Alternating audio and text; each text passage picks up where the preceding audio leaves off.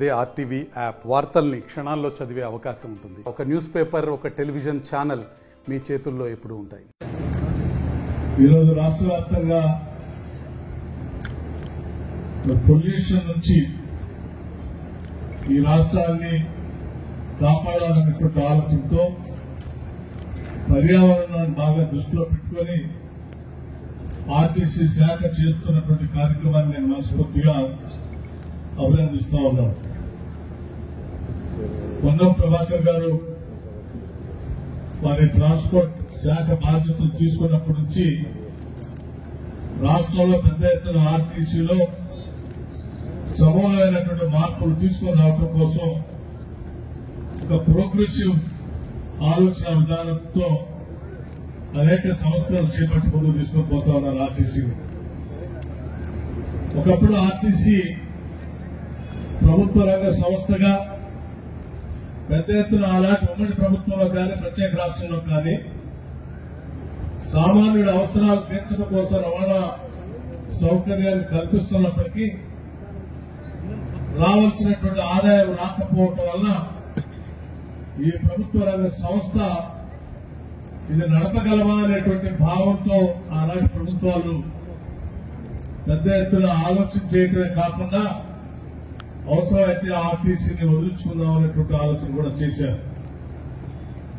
కానీ రాష్ట్రానికి, రాష్ట్ర ప్రజలకి, ముఖ్యంగా సామాన్యుల ప్రయాణానికి ఉపయోగపడేటువంటి ఈ ప్రభుత్వ రంగ సంస్థని మనం కాపాడుతూ మన బాధ్యతను చెప్పి ఈనాటి ప్రజాప్రభుత్వం రాష్ట్ర ముఖ్యమంత్రి రేవంత్ రెడ్డి గారి నాయకత్వంలో యావత్ రాష్ట్ర మంత్రిమండలి మొత్తం ఆలోచన చేసి పొన్నం ప్రభాకర్ గారు చెప్పినటువంటి సూచనల్ని మంత్రివర్గంలో చర్చించి దీన్ని నిలబెట్టడానికి, ఆర్థికంగా కాపాడటానికి కూడా తగు చర్యలు తీసుకొని ముందుకు పోతా ఉన్నాం.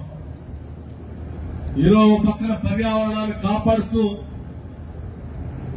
డీజిల్ తో నడిచేటువంటి బస్సుల్ని, వయసు పైబడినటువంటి బస్సుల్ని పక్కన పెట్టి ఈరోజు పెద్ద ఎత్తున బ్యాటరీ బేస్డ్ బస్సులు నడుపుకుంటూ పర్యావరణాన్ని కాపాడుకుంటూ ముందుకు పోతా ఉన్నాం.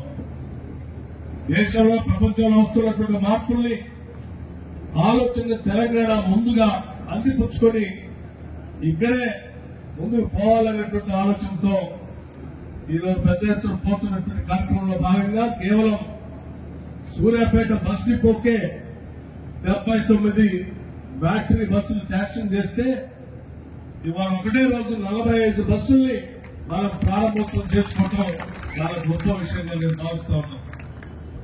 మిత్రులారా, ఇది రాష్ట్ర వ్యాప్తంగా జరుగుతున్నటువంటి ప్రక్రియ. ఈరోజు సూర్యాపేట డిపోలో 45 బస్సులు ప్రారంభోత్సవం చేసుకొని ఈ ప్రాంతానికి అందిస్తున్నామంటే మిగతా రాష్ట్ర వ్యాప్తంగా ఉన్నటువంటి ప్రతి ఆర్టీసీ బస్సులో కూడా ఇటువంటి ప్రక్రియని పొన్నం ప్రభాకర్ గారు మొదలుపెట్టారు. ముఖ్యంగా హైదరాబాద్ లాంటి నగరంలో కూడా పెద్ద ఎత్తునటువంటి బస్సులు ప్రవేశపెట్టి ఈ దేశంలో నగరాలు ఎదుర్కొంటున్నటువంటి కాలుష్యాన్ని ముందుగానే పసిగట్టి హైదరాబాద్ నగరాన్ని మనం కాపాడుకోవాలి. రాష్ట్రానికి రాజధానిగా ఉన్నటువంటి, తెలంగాణ రాజధానిగా ఉన్నటువంటి హైదరాబాద్ నగరం అత్యంత ఆహ్లాదకరమైనటువంటి వాతావరణంలో పొల్యూషన్ లేనటువంటి రాజధానిగా మిగుల్చుకోవాలనే ఆలోచనతో హైదరాబాద్ నగరంలో కూడా వితిన్ ది ఓఆర్ఆర్ లోపల ఉన్నటువంటి బస్సులన్నింటినీ కూడా సాధ్యమైనంత మేరకు 2800 బస్సుల్ని హైదరాబాద్ నగరం లోపల వితిన్ ది ఓఆర్ఆర్ లోపల చేయటం అనేది చాలా పెద్ద చారిత్రాత్మకమైన కార్యక్రమం. 2800 బస్సులు తీసుకొని ఒకటేసారి రావటం అంటే ఇది ఎవరు చేయలేనటువంటి సాహసం. ఇటువంటి కార్యక్రమాన్ని రాష్ట్ర వ్యాప్తంగా చేసుకుంటూ ముందుకు పోవడమే కాకుండా నేడు సామాన్యులకి రవాణా సౌకర్యాన్ని ఇస్తూ దీన్ని కాపాడుతూ, అట్లాగే పర్యావరణం రక్షిస్తూ దీన్ని కాపాడుతూ ఆర్థిక భారం నుంచి కూడా దీన్ని బయటపడేయడం కోసం మహాలక్ష్మి అనేటువంటి ఒక పెద్ద గొప్ప కార్యక్రమాన్ని రాష్ట్రంలో ఉన్నటువంటి సగభాగం ఉన్నటువంటి మహిళలందరి కోసం మన ఆర్టీసీలో ఈ రాష్ట్రంలో ఎక్కడి నుంచి ఎక్కడికి ప్రయాణం చేసినా ఉచితంగా ప్రయాణం చేసేటట్టుగా ఈ రాష్ట్రంలో ఉన్నటువంటి మహిళలందరికీ మహాలక్ష్మి అనేటువంటి పథకాన్ని పెట్టి ఈ రోజు దాన్ని విజయవంతంగా మనం కార్యక్రమాలు నిర్వహించుకుంటూ ముందుకు పోతా ఉన్నాం.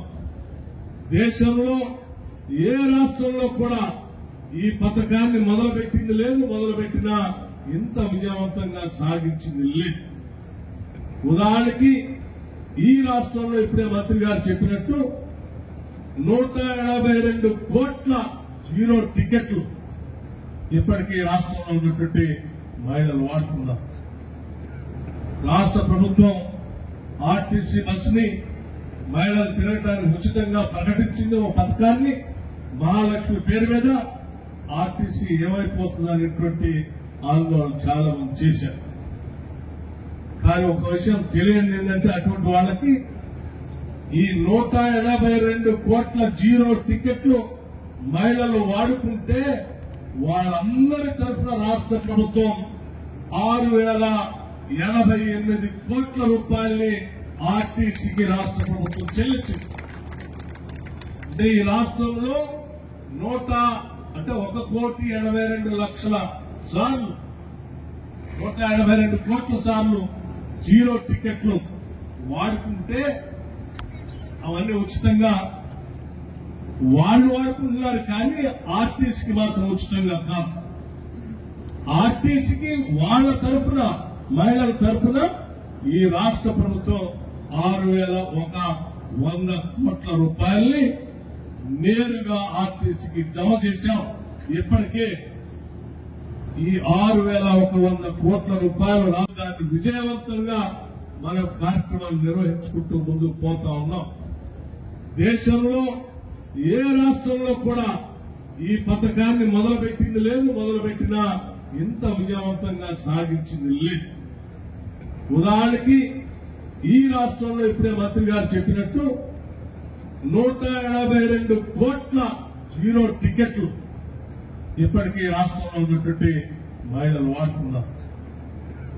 రాష్ట్ర ప్రభుత్వం ఆర్టీసీ బస్సుని మహిళలు తిరగడానికి ఉచితంగా ప్రకటించింది. ఒక పథకాన్ని మహాలక్ష్మి పేరు మీద ఆర్టీసీ ఏమైపోతుంది అనేటువంటి ఆందోళన చాలా మంది చేశారు.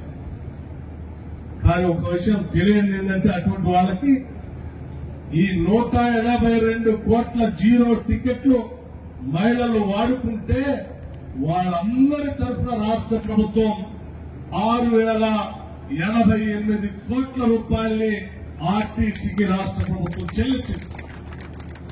అంటే ఈ రాష్ట్రంలో 1,82,00,000 సార్లు 182 కోట్ల సార్లు జీరో టికెట్లు వాడుకుంటే అవన్నీ ఉచితంగా వాళ్ళు వాడుకుంటున్నారు. కానీ ఆర్టీసీకి మాత్రం ఉచితంగా కాదు. ఆర్టీసీకి వాళ్ళ తరఫున మహిళల తరఫున ఈ రాష్ట్ర ప్రభుత్వం 6,100 కోట్ల రూపాయల్ని నేరుగా ఆర్టీసీకి జమ చేశాం.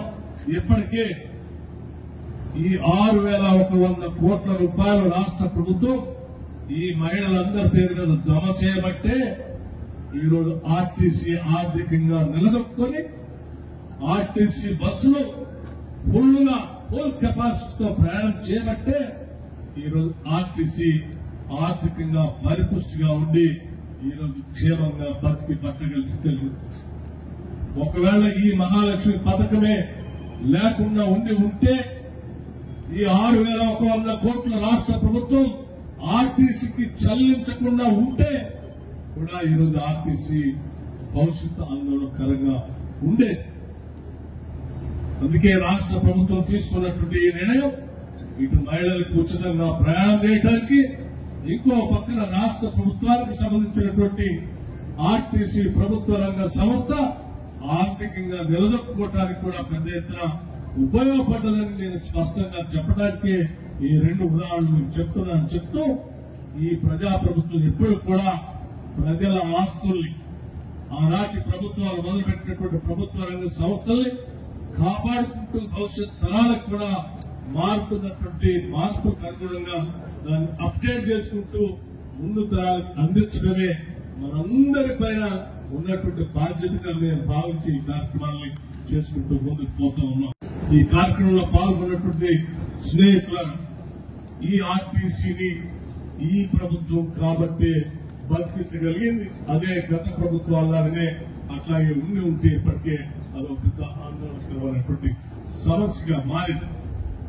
ఈ రోజు ఆర్టీసీ ఆర్థికంగా నిలదొక్కుని ముందుకు పోతూ ఇంకా భవిష్యత్తులో అనేక ప్రణాళికలు అంటే కమర్షియల్ గా కూడా ఇంకా లాభదాయకంగా ఉండేటట్టుగా ఆర్టీసీ ట్రాన్స్పోర్ట్ మంత్రి గారు అనేక ప్రణాళికలు తయారు చేస్తా ఉన్నా.